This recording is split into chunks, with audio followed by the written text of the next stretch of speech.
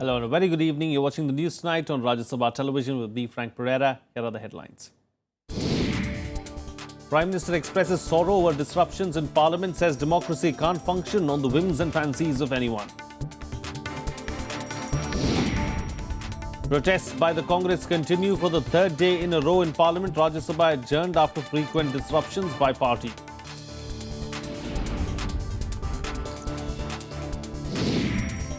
Lok Sabha witnesses angry exchanges over BJP members' comments against Rahul Gandhi and Jyotiraditya Scindia. Speaker asks member Virendra Singh to apologize. National Green Tribunal bans use of plastic between Gomukh and Haridwar along Ganga River, order to take effect post from February 1st next year. And Mumbai court makes David Headley approver, grants him conditional pardon in the 2611 Mumbai attack case. The Prime Minister Narendra Modi today reacted to disruptions in Parliament. Addressing an event organised by a news publication group, he countered the opposition's contention that the government had reached out to them only for the passage of the GST. Instead, Modi linked the disruptions to losses for the poor in the country. The Prime Minister on Thursday reacted to the disruptions in Parliament. He asserted that democracy cannot function at the whims and fancies of anyone. Without making any reference to Congress, Modi said democracy cannot be restricted to elections and governments alone. आपने देखे होंगे इन दिनों जरा ज्यादा देखने को लगते हैं मेरी मर्जी मेरा मन करता है मैं ऐसा करूंगा क्या देश ऐसे चलता है क्या मनतंत्र से देश नहीं चलता है जनतंत्र से देश चलता है आपके मन में आपके विचार कुछ भी हो लेकिन इससे व्यवस्थाएं नहीं चलती है. Modi said the poor are not able to get their rights as legislations are stuck due to the disruptions. He also said the government is requesting that Parliament should be allowed to function. हम एक कानून लाए हैं जिसमें गरीब व्यक्ति जो नौकरी करता है उसके बोनस के संबंध में, लेकिन आज मुझे दुख के साथ कहना पड़ता है कि पार्लियामेंट चल नहीं रही है, गरीब का हक रुका पड़ा हुआ है. और इस अर्थ में लेकिन चर्चा क्या होती है जीएसटी और पार्लियामेंट, जीएसटी और पार्लियामेंट. अरे भाई जीएसटी का जो होगा सब मिलकर के जो भी भागेगा भारत का भाग्य तय होगा, लेकिन गरीबों का क्या. Making a strong pitch for people's participation, Modi said the first thing is to have faith in the people and their strengths. आजादी के बाद जन भागीदारी से अगर विकास यात्रा का मॉडल बनाया गया होता तो शायद हम सरकार के भरोसे जिस गति से चले हैं अगर जनता के भरोसे चलते तो उसकी गति हजारों गुना तेज होती, उसका व्याप, उसकी गहराई अकल्पित होती. The Prime Minister's remarks at an event in Delhi come in the backdrop of the National Herald issue that cast a shadow on Parliament for the third day in a row. The Congress protest led to disruptions in both houses and blocking the passage of bills. Bureau Report, Rajya Sabha TV. Well, the Congress continued its tirade against the government on Thursday in the Rajya Sabha, accusing it of indulging in politics of revenge. The government, on the other hand, expressed its readiness to discuss all contentious issues, slamming the Congress for disrupting the House proceedings. The stalemate stalled the business of the House for the third day in a row. The logjam between the Congress and the government looked far from over as Parliament met for the day. As soon as members gathered in the House, Congress MPs were up on their feet, protesting what they call is the dictatorial stance of the government. They also accused the government of resorting to politics of vendetta. They stormed into the well and raised the pitch against the government. Meanwhile, AIADMK members also moved into the aisles, demanding that the devastation caused by the Chennai floods be declared a national calamity. The government also launched a counter-offensive against the Congress. Union ministers blamed the Congress for holding Parliament to ransom to block the passage of crucial bills. They also challenged the opposition to initiate discussion on issues of confrontation. We are ready for a debate on all the three. Of national issue, of the summons issue. They are running away from a debate, sir. Start the discussion immediately. As the leader of the house has said, we are ready for discussion, sir. देश में जो देश के विकास से जुड़े हुए सवाल है वो रोके जा रहे हैं। जो सदस्य सवाल पूछना चाहते हैं उन सवालों को नहीं पूछने दिया जा रहा है। ये सदस्यों के अधिकार का सवाल है। 0 hour, question hour and legislative business became casualties even as the chair urged members to allow the house to function. However, a few members tabled special mentions in the house. City, Ratinwell, laid on the table. The house was repeatedly adjourned before it was finally adjourned till Friday as the impasse prevailed. Kriti Mishra's report for Rajya Sabha Television. Well, the scene was more or less the same in the lower house of parliament. Congress MPs in the Lok Sabha raised the issue of personal remarks made against their leaders Rahul Gandhi and Jyotiraditya Scindia. The remark in question was made on Wednesday by BJP MP Virendra Singh during the discussion on the drought situation. Speaker Sumitra Mahajan expunged the remark from proceedings and also warned the MP. Leader of the Congress party in Lok Sabha, Mallikarjun Kharge, raised the issue of unparliamentary remarks made against his party MPs. Accusing the government of supporting the member who made these remarks, Kharge demanded that the MP in question, Virendra Singh, apologize for his statement. आपसे यही request करता हूं कि उन member के ऊपर action लीजिए, कड़ा से कड़ा शिक्षा दीजिए। दूसरा चीज ओपनली अपॉलॉजी वो अपॉलॉजी करे या आए बात करके ये हिट एंड रन नहीं चलता। The Congress party got the support of the Trinamool Congress. TMC MP Saugata Rai said that action against the offending MP was necessary to maintain the dignity of the House. You said, Virendra Singh ji, ये अच्छा नहीं है, ऐसा करना नहीं चाहिए. We appreciated, our hearts lifted, that you are doing something to raise the morale of the House. But last part of your statement was not followed through. You said there is no harm in apologizing. Before in this House, Shakshmi Maharaj has apologized. So why don't we? This spectacle that some members are shouting slogan, ministers are going on with their business, this is a spectacle which pains me. The speaker too suggested that Virendra Singh apologize, but when the MP refused to do so, he got a warning from Sumitra Mahajan. मेरा आपसे मैं एक प्रकार से आपको ये चेतावनी दे रही हूँ, बैठिए please. You please sit down, take your seat. ये जो आपने कहा वो उचित नहीं है, यही कह रही हूँ. डोंट से, इसके आगे मत करिए. The Parliamentary Affairs Minister spoke for the government, saying it does not condone such behaviour, but he also questioned the behaviour of Congress MPs. There is no question of appreciating anybody referring to the name of the families or to the person, and moreover persons who are also not there. The Honourable Speaker has informed us that all these objectionable remarks have been expunged. My request is, ma'am, when Kharge ji is saying that this is a Loktantra ka Praja Mandir, ये मंदिर ठीक तरह से चले, इसका दायित्व भी सबके ऊपर है. लोगों ने वेल में आके हिटलर मोड़ी तानाशाही नहीं चलेगा. Prime minister of India, the darling of the Indian masses, how do you call him a Hitler? When their demands were not met, MPs of the Congress and the TMC walked out of the House. Shyam Sundar's report for Rajya Sabha TV. Well, joining me for a chat right now is our correspondent Vishal Dahiya. Vishal, we saw some kind of business taking place in the Lok Sabha. That's because the Congress does not have the numbers there, whereas in the Rajya Sabha, it was a completely different picture today, where we saw the House being adjourned repeatedly and then finally adjourned for the day. Well, yes, these are repeats of the scene which we have been witnessing since last 2 days. In fact, at least half of the winter session is now over, and though some business has been conducted in Lok Sabha, the Rajya Sabha also saw one bill passed, but that was without discussion. There was a discussion which is already going on the whistleblower protection bill, but the discussion could not be taken up yesterday, not even today. What remains to be seen is that in the remaining half of the winter session, whether or not the government strategists will be able to turn things around and ensure a smooth passage of the proceedings, because there are a number of bills lined up, and the government at this stage would want those bills to be cleared from both houses, specifically the upper house. And when you talk about the proceedings in the upper house, the main concern of the government right now seems to be getting a nod of the upper house on the constitutional amendment bill with regards to the GST.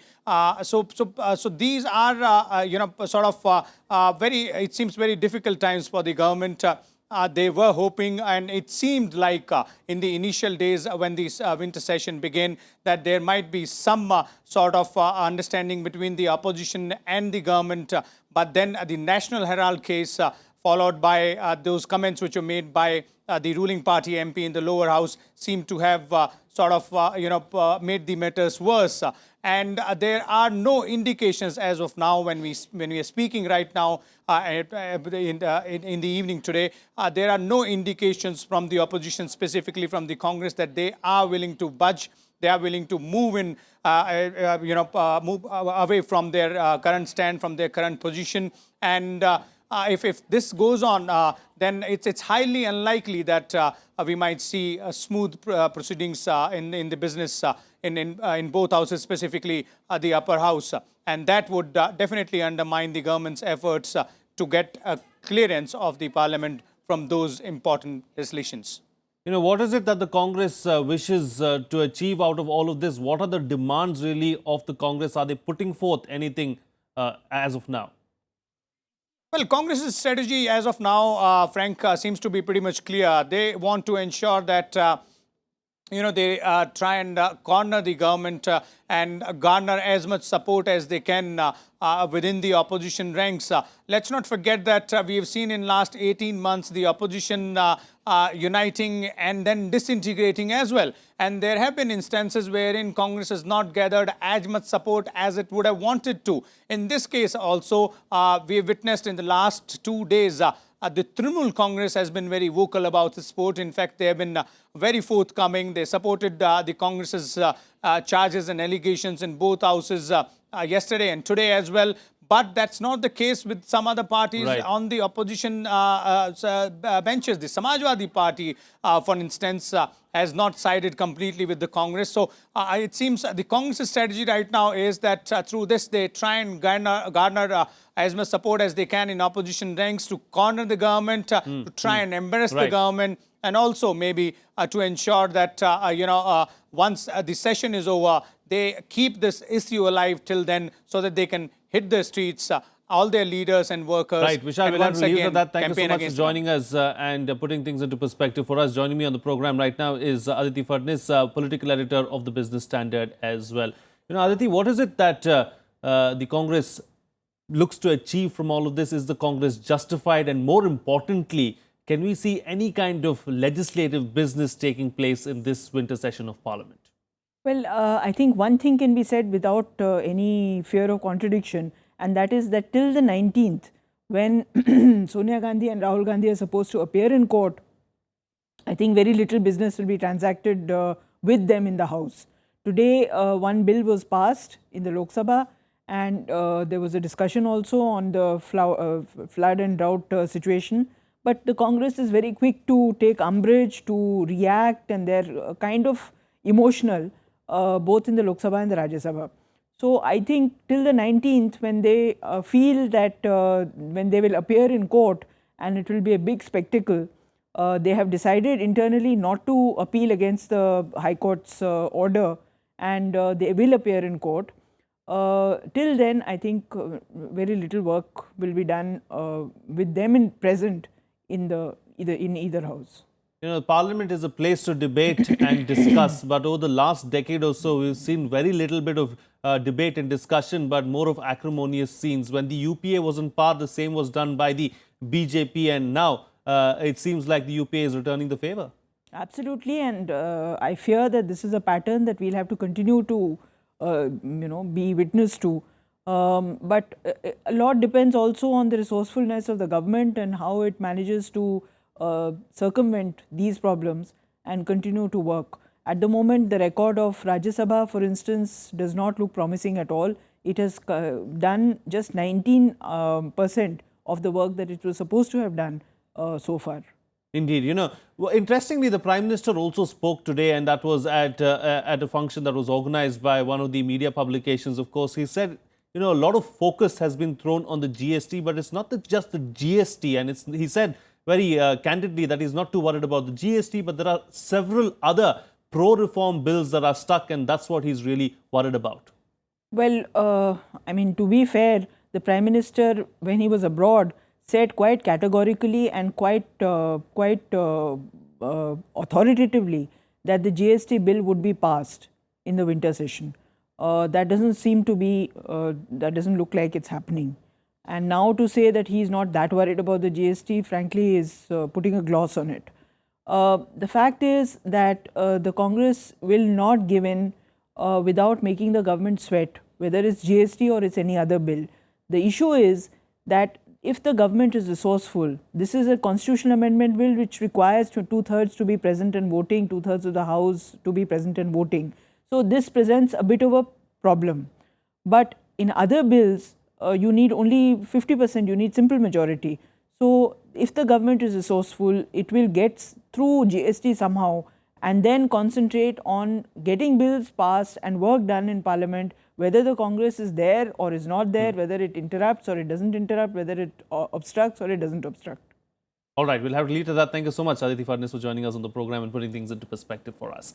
On that note, we'll slip into a short break now. Still to come, Delhi Chief Minister Arvind Kejriwal urges Prime Minister and Home Minister to give up control of ACB. Details on the other side. Stay tuned.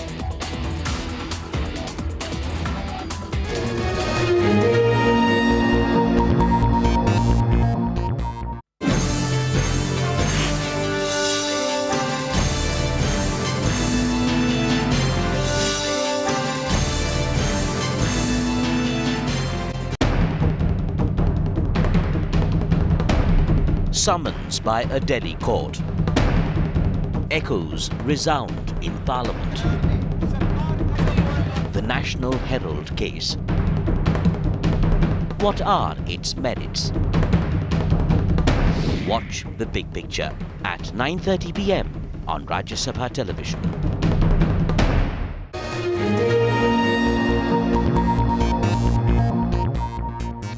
Welcome back. You're watching Rajya Sabha television. Well, come February 1st, 2016, there will be complete ban on the use of plastic of any kind between Gomukh and Haridwar along the river Ganga.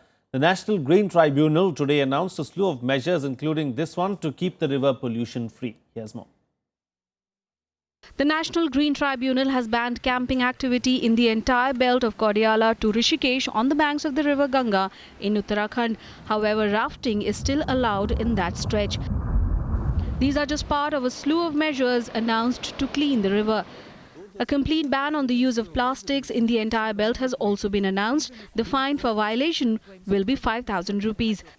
A bench headed by NGT chairperson Swatantra Kumar said, no camping activity shall be carried out in the entire belt of Kodiyala to Rishikesh, and the government would abide by its statement made before the tribunal on March 31st, 2015 till the regulatory regime in terms of this judgment comes into force and is effectively implemented. The order has come on the plea of an NGO, Social Action for Forest and Environment. In its plea, the NGO had asked for an order against the unregulated operation of rafting camps in Rishikesh and other areas on the banks of the river. A committee of officials has also been constituted to prepare a regulatory regime which should be submitted to the tribunal within 3 weeks. The panel comprises officials from various departments of both the centre and the Uttarakhand government. In the order, NGT said the committee shall consider all aspects of environment, wildlife, river and biodiversity while preparing the relevant regulatory regime. The committee has also been tasked with identifying sites for camping and also how these sites will be used. The bench has also asked that no construction activity be carried out within 100 meters of the river. Bureau Report, Rajya Sabha TV. Well, the Mumbai court has made David Coleman Headley an approver in the 2611 case. The court has also granted him pardon in the case, but on certain conditions. The Pakistani-American terrorist had earlier offered to turn approver in return for a court-mandated pardon. This as he appeared in court via video conferencing. The Mumbai court made Headley an accused in the case recently in November. Headley reportedly visited India 5 times between 2006 and 2008 to scout targets, including the Taj Hotel, for the 2611 attacks. His survey provided vital information for the 10 LET terrorists who attacked Mumbai. Headley confessed his role to US authorities and is currently serving a 35-year jail term there. Vice President Hamid Ansari will leave for a 3-day visit to Turkmenistan on Friday. He will take part in the inaugurating the ambitious Turkmenistan-Afghanistan-Pakistan-India gas pipeline and also events marking the 20th anniversary of the Central Asian country's status of permanent neutrality. Vice President Ansari will meet Pakistan Prime Minister Nawaz Sharif and Afghanistan President Ashraf Ghani during the event. The Vice President will also address an international conference on policy of neutrality, peace, security and development. He will return to India via Pakistan and Afghanistan. TAPI between India and Turkmenistan will be a clear evidence of the fact that we have much to gain with such cooperation, that this is going to be a significant force multiplier into our development efforts. This will be a practical manifestation of the connectivity that we talk about. Let's get you a roundup from across the country and nationwide. Defence Minister Manohar Parrikar will meet US Defence Secretary Ashton at an informal dinner at the Pentagon today. They will reportedly discuss the long-term strategic partnership between the two countries. Parrikar and his American counterpart are slated to meet tomorrow as well.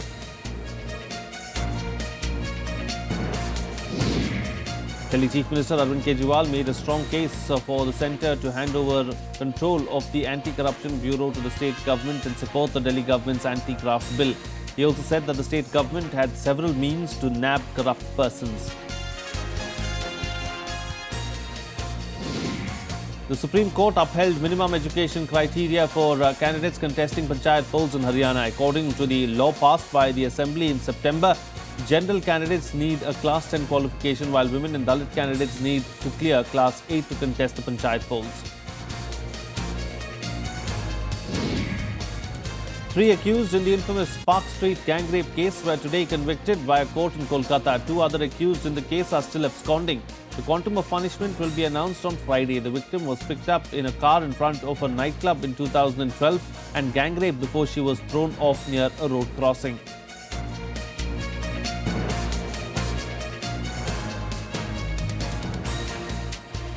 Moving on now, a draft agreement for the global climate deal was released after 11 days of negotiations at the UN Climate Summit in Paris. Many countries are still at loggerheads over key issues, especially on climate financing. India has strongly voiced its concerns over the fresh draft.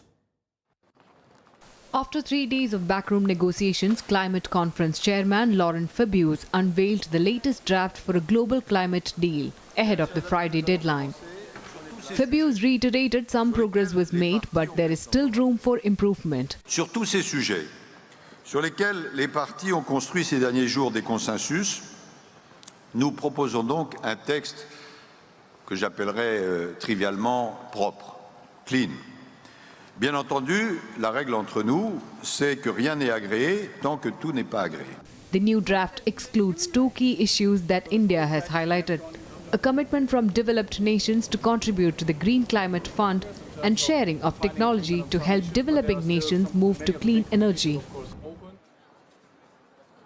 A Chinese delegation is analyzing the new draft. They will hold consultations with other countries including India, Brazil, South Africa, the G77 group and developed countries. 再要解决的几个主要问题，一个是区别问题，一个是资金问题，一个是力度问题。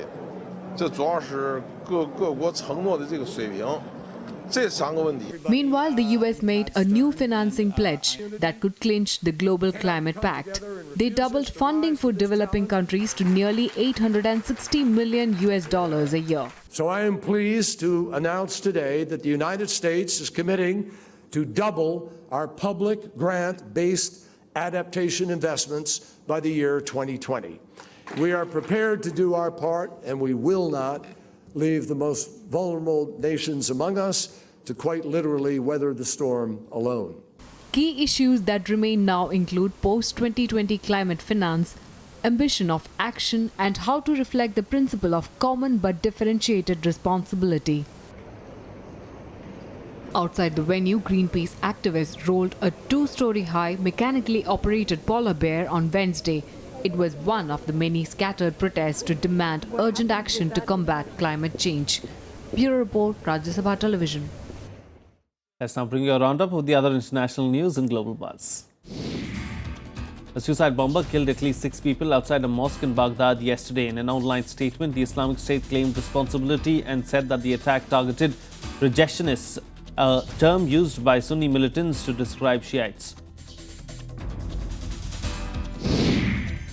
Australian police charged a 20-year-old man and a 15-year-old boy with conspiracy to conduct an act of terrorism. Police said that the plots could have included attacks on government buildings and random civilians. 3 other men will also be charged. Dozens of people were killed while fighting at the Kandahar airport after an overnight attack by Taliban insurgents. The attack on one of the most heavily protected bases in Afghanistan showed the Taliban's ability to inflict serious damage on security forces. Ahead of the prize presentation, the Nobel Prize concert was held in the Stockholm Concert Hall. This year's winners of the Nobel Prize were awarded in physics, literature, economy, medicine and chemistry. Storms triggered mudslides and flooding in northwest US yesterday, knocking out power for thousands of people and leaving 2 dead in Oregon. The National Weather Service reported Portland had over 5 inches of rain in 3 days, while Seattle exceeded its normal December rainfall tally in just 8 days. Time for some sports news now in Sports Beat. Indian shuttler Kidambi Srikanth was pushed to the brink of exit after his second loss in a row in the BWF Super Series finals. Srikanth lost 13-21, 18-21 in straight games to Denmark's Victor Alexson in the men's singles in Dubai. Japan Warriors registered their first win in the International Premier Tennis League, beating UAE Royals 24-21 in the opening match. Trailing 6-12 after 2 sets, the Warriors staged a remarkable comeback to register their first win after 5 successive losses. Arsenal and Bayern Munich qualified for the Champions League knockout stage on Thursday. Arsenal secured their last 16th berth in the competition, beating Olympiacos 3-0. Bayern Munich entered into the lockout stage after defeating Dinamo Zagreb 2-0 in their Group F encounter. Chelsea registered a 2-0 victory over FC Porto in the Champions League on Thursday. The Blues went ahead with Diego Costas after it was deflected in by Porto's Ivan Marcano. Later in the second half, Willian Borges da Silva confirmed Chelsea's victory with a low shot assist by Eden Hazard.